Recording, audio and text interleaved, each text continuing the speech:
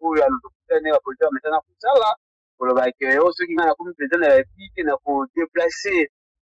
quand Kokolo na bene pour que guerre ici là mais qui les lots ça fait maintenant presque 2 ans quand Kokolo na bene c'est-à-dire que to ba politique na biso bazalaka oyo mingi ya opposition bazaki na temps ya kofinga kita ko se préparer ko se campagne yango les lots za président na la République les lots opposition za na pouvoir mais bana bwana wana te maele te to stratégie te ya kosinga guerre au monde yango les lots biso tozali koloba Félix lelo aza président de la République mais même situation ezo continuer kuna continuité oui mais est-ce que yeye azaki président de la République est-ce aza makoki nini azo kosala mpona kochanger mboka mpona kozongisa kimia na bapolitike yango moni ngai nalobaka te mboka na biso tozalaka na bapoliticien te mboka na biso tozanga bapoliticien ya malamu oyo bazalaka mpona kolobela peuple congolais biso moko d'abord il faut tout arranger na mboka avant que tokende kobundisa Rwanda ndenge olobi po eza mayele na yo mpe ba mayele wana avant tokende kobundisa na Rwanda il faut biso moko d'abord tout se soigner tobundisa puisque soki tokende kobundisa Rwanda lelo tokende kosala bitumba kuna na Rwanda na kati na biso bainfiltre bazali mona bakanapesa bango baposition ya armée na biso.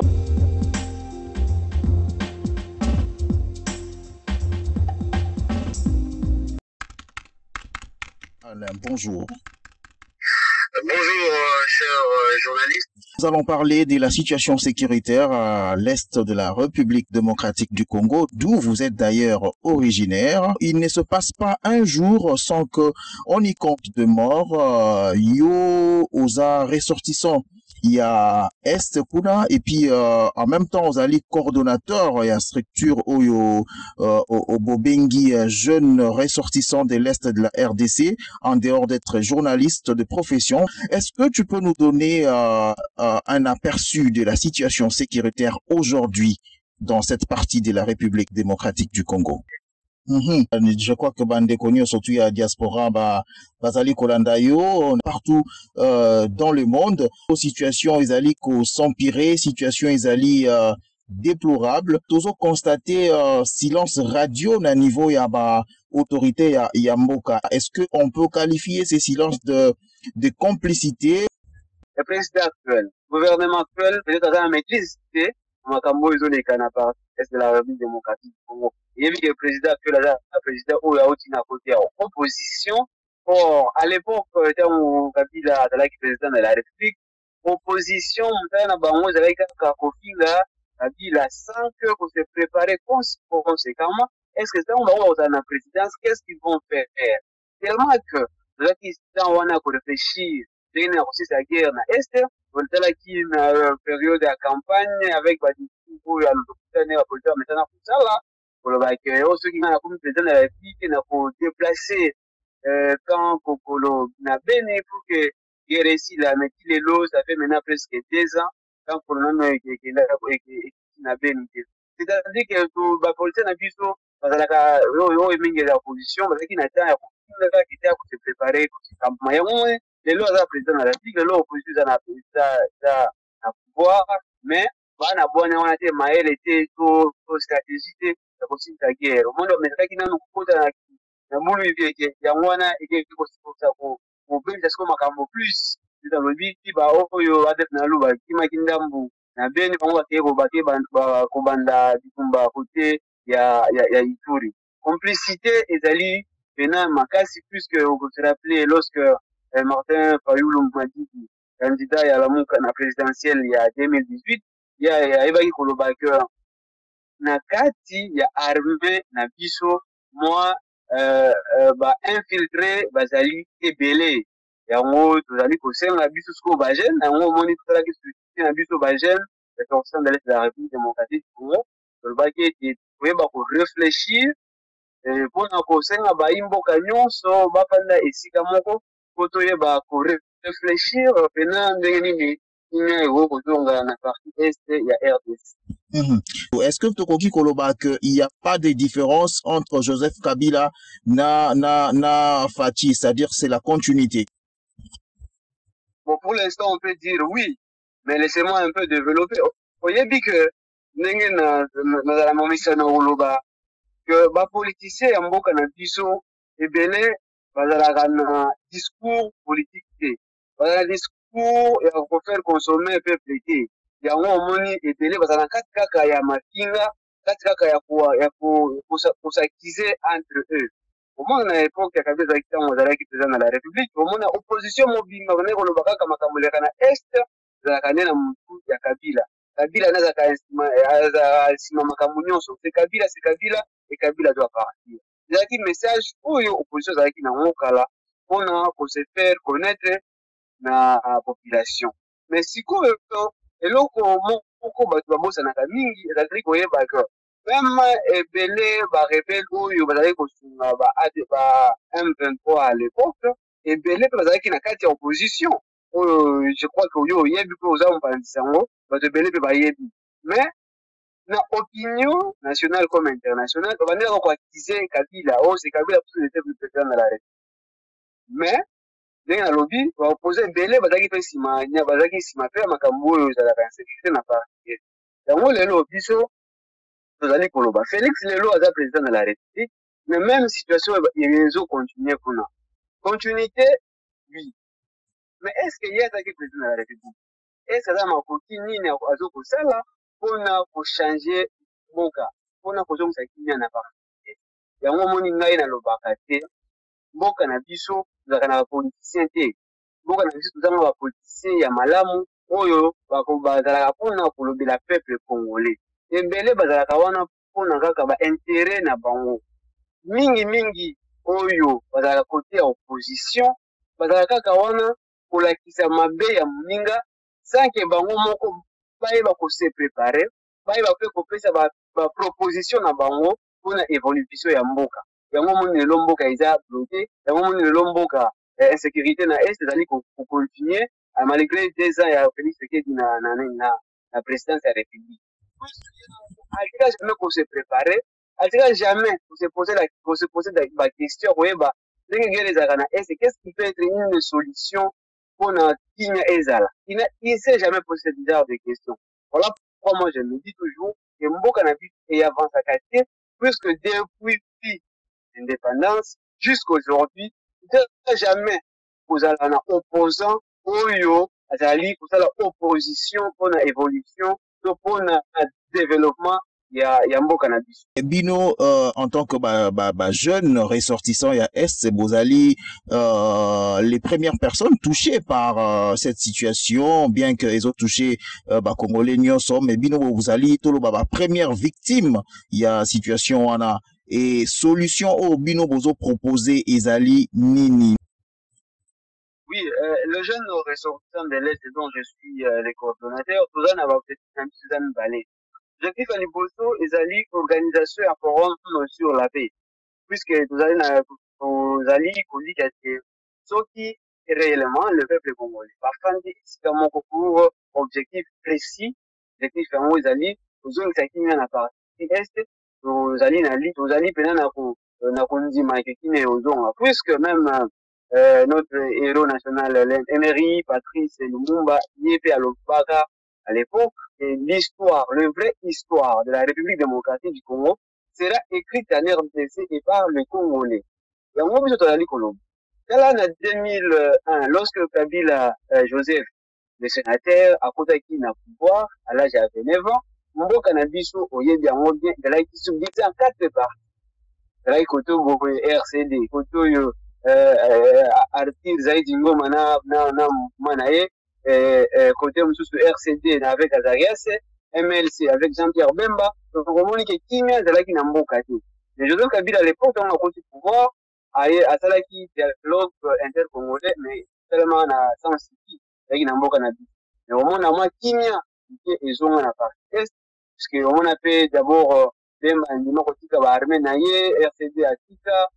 Artir Zaidingo, Mabango, tout, afin d'essayer Moko, moi, Kimia, ils ont là. Mais tellement que, vite, il y a dialogue pour Essence City, c'est-à-dire kaka na objectif après qui met ceux qui ont dit bam tous bazo pouvoir. À un moment donné, il va avoir pouvoir. Il y a 1+4 à l'époque. Koba oyo bazanga pas ya responsabilité na mboka, bango bazo maye les pères okene kusala mobulu mosusu yango omoni M23 esepeyamaki après M23 dialogue mosusu esalemaki après omoni lelo ADF nalu oyo ezokosala rage na parti est ya RDC. C'est-à-dire que soki bakongole lelo toyokani kofanda esika moko mpona koyeba korefléchir mpona kozongisa kimia na parti est ezali na kondima kimia ozonga et surtout oyo ekoki kosala différence puisque différence ekozala entre dialogue oyo tosalema na dialogue mpona conférence forum oyo biso tolingi kosala ekozala différence kozala nini oyebi ndenge Patrice alobaki ke histoire ya RDC ekokomama awa na mboka na biso na bakongolais ozomona badialogue nyonso wana esalemaki banda kosalema na libanda ya mboka en plus omona baétranger mingi bazalaki na kati mpona koyeba kosunga biso maintenant actuellement biso tolobi dialogue forum oyo biso tozali kosenga ozala forum tozala conduit seulement et uniquement par les congolais ekosalema na mboka na biso c'est-à-dire tozosala torefaire histoire ya mboka na biso yango omona kimia ozonga mais dialogue sur la paix na partie est et salema ebele ndenge oyo moko outi koévoke yango mais nyonso tu wana soit et ce soldat par un échec soit epesa biso paix moko précaire c'est-à-dire epesa biso paix moko durable te mais est-ce que bozokanisa ke oyo bino ekomema paix durable ou bien eza kaka une manière mpona bino luka ko se retrouver biso tozali kosenga dialogue te biso tozali koorganize nde forum sur la paix tozo kosenga te pa président rien tozo koorganize biso nde toza baorganisateur ya dialogue wana yango deja na mutu tuna batete ya baoyo nyonso bakoya na kati ya forum wana bakoya na boule kozwa pouvoir te po biso tozali kopesa pouvoir te eza forum oyo ezala convoqué na président de la république te to ministre premier ministre ete tonani te eza biso bajeune biso population nde tozoorganize forum sur la paix wana na bato oyo bakoya na kati wana ezali baya po bapesa makanisi na bango d'ailleurs baza déjà informé baoyo déjà baparticipe puisque tozali kodépose bamemo na biso na balider epe bastructure ndambo ndambo omoni bango bakoya bazoya déjà na boule ke baya kopesa baide na bango bazoya na baboule te bazwa bapart ya responsabilité na mboka te ndenge ezalaki badialogue oyo euti koleka oyo kabila balandaki kosenga ntango à chaque fois so kabila asengi abengisi bato na dialogue bato nyonso babandi koya na boule et après dialogue oyo tokozwa baposte de responsabilité vraiment komona même concertation esalema na 2016 après élection na 2012 bona bayaki na boule ke awa tozokende mpona kozwa baposte de responsabilité puisque kabila nde bandi koconvoke yango kabila président de la république à l'époque mais oyo ezali nde bajeune ezali nde population ezali kosenga bahomme politique bastructure politique na badirigeant ndambo baya korefléchir sur la paix na partie est de la RDC différence eza wana ndeko réflexion na bino ça va un peu en contradiction avec réflexion ya bato mosusu oyo bazokanisa ke na partie est ya mboka na biso ezali le Rwanda oyo azali responsable ya insécurité na partie wana c'est le Rwanda qui instrumentalise mouvement oyo tozobenga entre guillemets mouvement rebelle que bozomona dialogue et apporter une solution durable. Par contre bato musu bazali kokanisa qu'il faut y aller par la force, il faut affronter le Rwanda pour que tokoka kozwa paix na partie wana ya Rwanda, Ouganda, Burundi, même aujourd'hui RCA, même Soudan, on est basé côté insécurité dans le oui, mais pas côté insécurité wana, il y a pas qui bateau quoi bango mon côté. Et on a le baki au côté là que nous allons bosso, parce que le bosso bateau insécurité d'abord on a un but mon combat congolais. Deux, les abats multinationaux et puis trois, il y a ce qu'on va payer voisin oyo, là désigner na biso. Je vais m'expliquer. Un biso ba congolais pour nani. Puisque avant Batou, avant ba rebelle bakuta na mboka, ezali ba congolais po baza au placé na mboka na biso, bango ne ba passer ta bango tâche pona kokota. Et on a pris exemple il y a M23 mutu azali qui porte parole ya M23 à l'époque, même na ba dialogue na bandu ko représenter M23, c'était un congolais, un politicien congolais de l'opposition, un député d'ailleurs élu il y a Kassai. Yende azali qui représentant il y a M23. C'est-à-dire que pour que Makamunyo soit installé Manamboka, il faut d'abord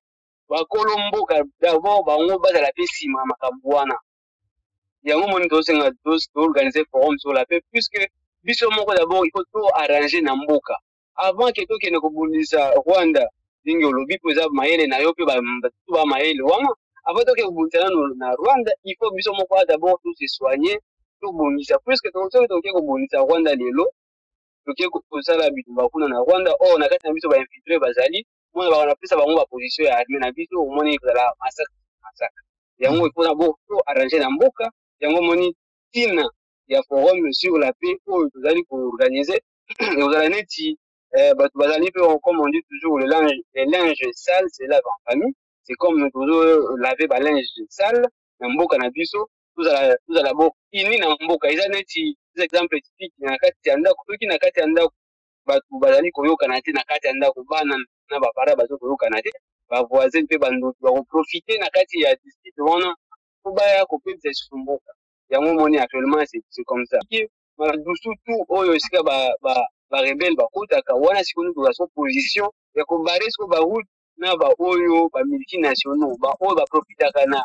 désordre oyo eza na mboka po baya kopie minere na biso soki toresir na bango bavoisin na biso bakoza financé par bango te po bakoyebaka nzela lisusu eza te omoni po otina forum yango wana.